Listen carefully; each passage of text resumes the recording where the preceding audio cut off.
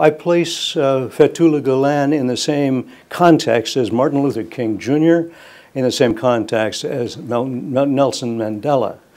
I find his words the words of an education philosopher. I originally became involved with the Hizmet Movement after I retired, and because of my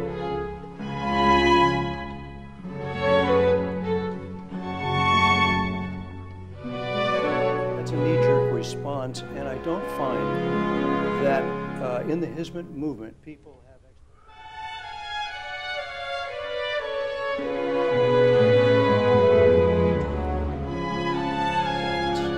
and they do it with such efficiency in automated production that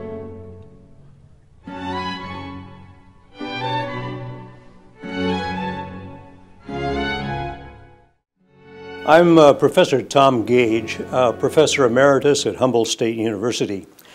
I have been a teacher of every level. I've taught over 50 years. I've taught abroad. I've taught in China. I was a Fulbright scholar at the University of Aleppo in Syria in 1983-84. And I have had a wonderful career. I still am still teaching. I became familiar with the Hizmet movement rather late. My first involvement in Turkey was when I was a student at the University of California in 1958. I hitchhiked from Berkeley to Ankara to Damascus and spent a good part of a year living in the Middle East. I had a wonderful time. And since that trip, I have returned to Turkey over 20 times.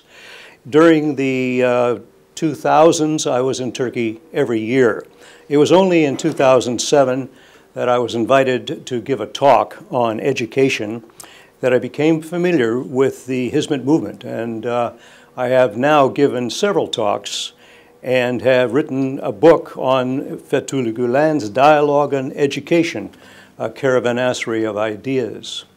And what I found so interesting about the Hizmet movement, and especially Fethullah Gülen's writing on education, is that it coincided with what I've been doing at Humboldt State University in a graduate program for 3 decades, and that is a psycholinguistics and a sociolinguistics course that emphasizes teaching writing as an expression of thought. I have been also chairing a group at the University of Houston, the Gulen Institute at the University of Houston. It's called the Youth Platform. And each year since 2000, I've been asked to chair this program where some 100 students from around the world who are winners of this secondary essay contest come to Washington, D.C.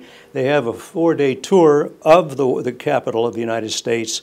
And then in Congress, in the Rayburn Building of Congress, we give them their awards. And they're presented by the ambassadors from their countries or from congresspersons in the United States. And last April, Senator Tom Harkin from Iowa, the senator. So I have had really a wonderful opportunity to be of assistance to the Gulen Institute of Houston. I think the Hizmet movement is quite remarkable. I entered education at the last minute when I graduated in 1961. And that was a very important year in my life. I'd returned from this trip halfway around the world, changed my major from chemistry to the humanities. I met Martin Luther King at Berkeley at the Wheeler-Odd presentation of his. And a year later, President Kennedy said, "Don't ask what your country can do for you, but what you can do for your country." And when I graduated, I had been a Kemper Scholar and was offered a position to be the administrative assistant to the president of Kemper Insurance Companies in Chicago. And the combination of Martin Luther King and the president led me to choose teaching. So I wound up teaching for 15 years in secondary, in the inner city school in Oakland and in one of the suburban schools, went back, got my PhD, and then have been teaching at Humboldt State ever since. But I found that in the Hizmet movement, that theme, don't ask what your country can do for you, but what you can do for your country, resonated with something that has been forgotten about around the world. And in the writings of Fethullah Gulen, I find a spirit that has been behind my choices. And those choices for me have been absolutely so fulfilling as a career. But the idea of Aksiyon İnsanları, people who take action to help, I think is something that we so need gravely in our world today. In fact, that title, Hizmet means service, is the title of a book that will be published next spring by the University of California, Berkeley Press. And it is edited by Dr. Martin Marty, and I have an essay in that collection on education. But Hizmet is much broader. I have been impressed by what it's been able to achieve through the Kimse Yok Mu program of disaster relief. Hizmet, Kimse Yok Mu means essentially, is anybody there? And it came from a young child caught in under cement after the 1999 earthquake in Istanbul. And I think this embodies in a way what Hizmet means. Here was this girl crying out, there was a need, people had been reading the literature of Gülen, and soon there sprung forth a disaster relief group to assist, not only in earthquakes, but in tsunamis, in hurricanes, in earthquakes, whatever. And I have had a chance to somewhat see a little bit of that program in action. And I've been very impressed with a banking program that has developed the Act Bank. And I have been most impressed with these different divisions, but frankly, my field is education, and what I've seen in the schools has very much impressed me, and I think that the achievements should be well known around the world because these are schools around the world. Implicit in what I mentioned earlier about having met Martin Luther King at Berkeley in 1960, I find that meeting Fethullah Gülen a year ago kind of bookended my career. And it's been a career that has been focusing on building peace and dialoguing to foster tolerance and understanding, respect for others. And so I place Fethullah Gülen in the same context as Martin Luther King Jr., in the same context as Nelson Mandela. I find his words the words of an education philosopher. My book is entitled Gülen's Dialogue in Education, and in the book I address a number of international educational philosophers of theory, pedagogy, and research. Now, Fethullah Gülen doesn't have a curriculum, doesn't have a pedagogy, and he doesn't is not at all fostering research. But he is an education philosopher as that name had significance in the 19th century in the United States. A superintendent of schools would be called an education philosopher. He would be giving ideas about teaching and about what is needed in an education, but he would not be providing curriculum, research, etc.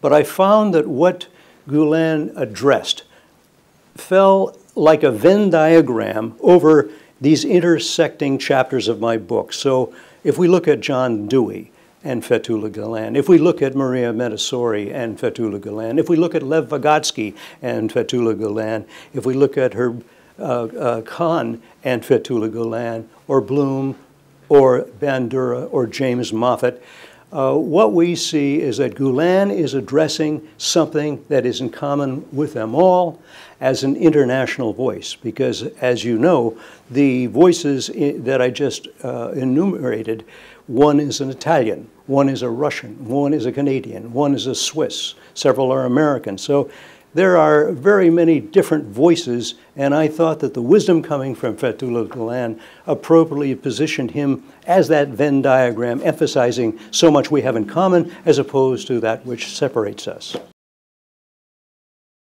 The significance of Gulen's work as it radiates out into the different areas of journalism, of schools, of banking, of hospitals, of disaster relief agencies, and on and on. These are addressed in Helen Rose Ebaugh's excellent book on the sociology of the Gulen movement. I basically come from education, so that's the one area that I can address. But there's nothing like what has occurred in the wake of Gulen's writings. Hundreds of schools around the world, elementary schools, secondary schools, colleges, in both private and in public charter programs. I think that there is probably nothing in terms of size and dimension as important as what he has mapped out for education. I think the Hizmet movement represents Islam in the very best sense of the word. One of the problems we have, and remember, I've taught for over 50 years, and I can remember back to World War II. Now, when you go back 70 years, you have a situation when you look at the Islamic world and you look at the Christian world, and there's no question that the Islamic world is more tolerant, more open, more willing to help others than the Christian world. 70 years ago, part of the Christian world were killing Jews by the millions. When the Jews were trying to get to the United States on the ship, the St. Louis, the United States turned them back when they tried to dock into Florida. I remember that as a 5-year-old. And so you cannot tell me that the Christian world celebrated tolerance as the Muslim world did. Something I want to note, and I want to underscore this. In the Second World War, every Muslim country, the 22 Muslim countries, every one of them accepted Jews trying to get out of Europe. Now, I don't know that this is well known, but only Denmark opened their arms to the Jewish community. So unequivocally, if we go back 70 years and then back 1,000 years, the Islamic world had and celebrated tolerance and dhimma in the millet system in a way so much more superior than the tolerance exhibited by the Christian world. And in the last 70 years, there have been opportunists who have exploited in the name of Islam and perpetuated horrible deeds. And they are no more Muslims than the Reverend James Jones, who took off 1,000 people to Guyana and had them all mass suicide. So I don't think we can take aberrant behaviors and label them as expressions of religion. Unfortunately, that's exactly what has come about in the last 15 years. And I certainly blame these hideous creatures that are perpetuating these crimes, but I also blame the media. The trouble with the media is that the media has to make a story. To make a story, you have to have a shock. And it's a part of the genre of discourse that we call reporting. We really feel very strongly that what Hizmet is doing in this can only better the world. And regardless of who the people are, if they're in need of help, we have to help them. And Hizmet is an important part of doing that.